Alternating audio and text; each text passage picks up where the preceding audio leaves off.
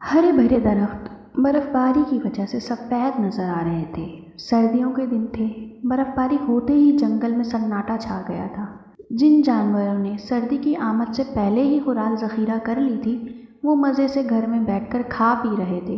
جنہوں نے کوئی انتظام نہیں کیا تھا، وہ سردی سے کانپتے ہوئے خوراک کی تلاش میں نکلے ہوئے تھے۔ لومڑی رات کا کھانا موٹے خرگوش اور گول مٹور چکور سے حاصل کرتی تھی۔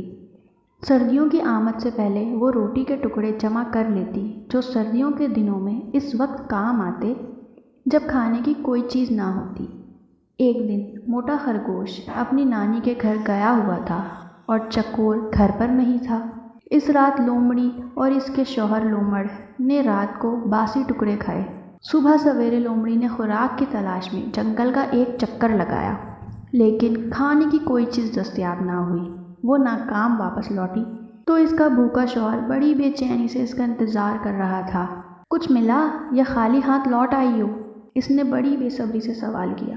لومڑی نے اپنے نکھٹو شوہر کو گھور کر دیکھا، پھر کہا، اس شدید سردی میں بھلا کیا مل سکتا ہے؟ لومڑ نے جھنجھلا کر کہا، تو کیا اب پھر باسی روٹی کے ٹکڑے کھانے پڑیں گے؟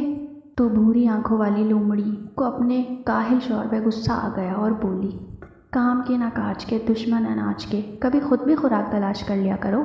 یہ کہتے ہوئے لومڑی نے ڈبے میں روٹی کے باسی ٹکڑے نکالے اور لومڑ کے آگے رکھ کر بولی، جب تک خوراک کا بندوبست نہیں ہو جاتا، ہمیں انہی ٹکڑوں پر گزارا کرنا ہوگا۔ یہ کہہ کر وہ روٹی کے ٹکڑے کھانے لگی۔ لومڑ نے ان ٹکڑوں کو دیکھتے ہوئے کہا، رات کو باسی ٹکڑے کھانے سے میرے دانتوں میں درد ہو رہا ہے۔ میرا تو دل چاہ رہا ہے کہ آج گوشت کھاؤں۔ مجھے امید ہے کہ میری خواہش ضرور پوری ہوگی۔ لومڑی نے کہا، تم چاہتے ہو کہ ہر چیز تمہیں بیٹھے بٹھائے مل جائے۔ میری تو قسمت ہی پھوٹ گئی جو تم جیسا نکھٹو اور کاہل شوہر ملا ہے، جسے کھانا بھی خود ہی پڑتا ہے۔ یہ کہہ کر وہ کچھ دیر بڑبڑاتی رہی، پھر خاموشی سے روٹی کے باسی ٹکڑے چبانے لگی۔ بھوکے لومڑ نے کچھ دیر تک اپنے سامنے رکھے ہوئے روٹی کے ٹکڑوں کی طرف دیکھا تک نہیں، لیکن جب بھوک نے ستایا تو منہ بناتے ہوئے ایک ٹکڑا اٹھا کر چبانے لگا۔ ابھی وہ ٹکڑا چبا ہی رہا تھا، کہاں آسمان پر پھڑپھڑاہٹ کی آواز سنائی دی۔ پھر 4 بطخیں نیچے زمین پر اتر آئیں۔ انہوں نے لومڑ اور لومڑی کی روٹی کے ٹکڑے چباتے ہوئے دیکھا تو ان کے قریب آ گئیں کہ شاید وہ روٹی کے کچھ ٹکڑے کھانے کے لیے پھینک دیں۔ لومڑی نے بڑی مشکلوں سے روٹی کے ٹکڑے جمع کیے تھے، اس لیے اس نے روٹی کا ایک ٹکڑا بھی ان کی طرف نہ پھینکا، لیکن لومڑ نے روٹی کا ایک بڑا ٹکڑا بطخوں کی طرف پھینک دیا۔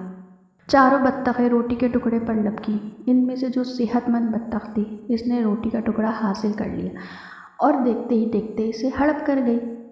لومڑ نے دوسرا ٹکڑا پھینکا تو وہ بھی اسی بطخ نے کھا لیا۔ تیسرا ٹکڑا پھینکا جو کہ بیچ میں گرا اور چاروں بطخیں اس پر تیزی سے جھپٹی، لیکن یہ ٹکڑا بھی تگڑی بطخ لے اڑی۔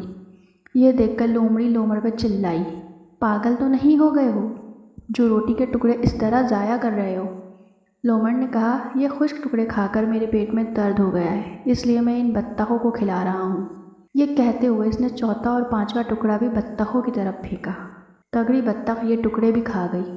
اس کی ساتھی بطخوں نے احتجاج کیا تو اس نے ان کی خوب پٹائی کی۔